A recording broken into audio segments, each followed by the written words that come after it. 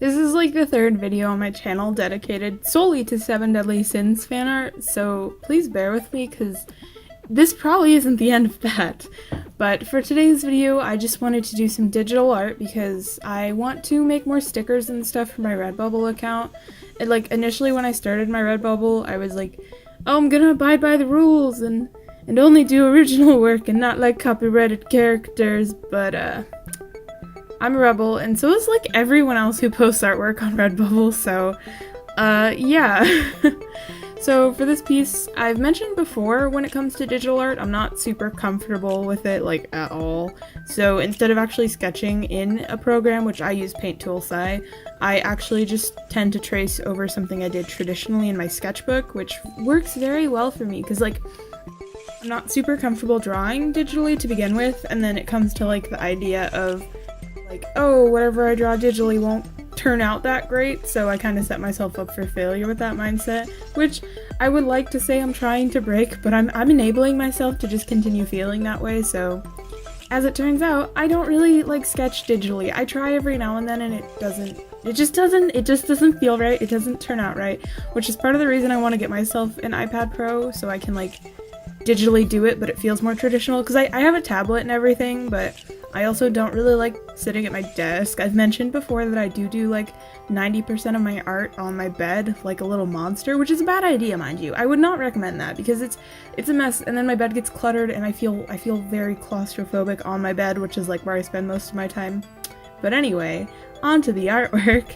I drew this a couple weeks ago, and it's actually referenced off of a pose I found off of Pinterest, which if you're ever stuck with poses or you just don't know what to draw, 10 out of 10 would recommend going to Pinterest or even like a pose generator, because those really help. And plus you get to practice anatomy. Like, I personally feel like I'm super bad at like through my mind thinking of like poses, especially when it comes to multiple characters.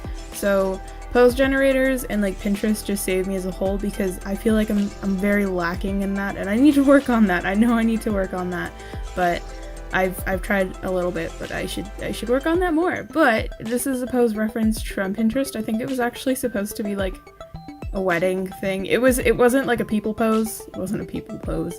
It wasn't a like photographed pose. It was just a drawn up thing. But yeah, I think it was supposed to be like a wedding thing, but I wanted to draw a couple thing. I actually didn't know what characters I wanted to draw initially when I drew this traditionally, but I went with Meliodas and Elizabeth. I almost said Deanne, which now I'm realizing when I named this file, I actually called it Meliodas and Deanne, and I don't really know why or how I did that. That's not the character's name if you don't know. That's a different character.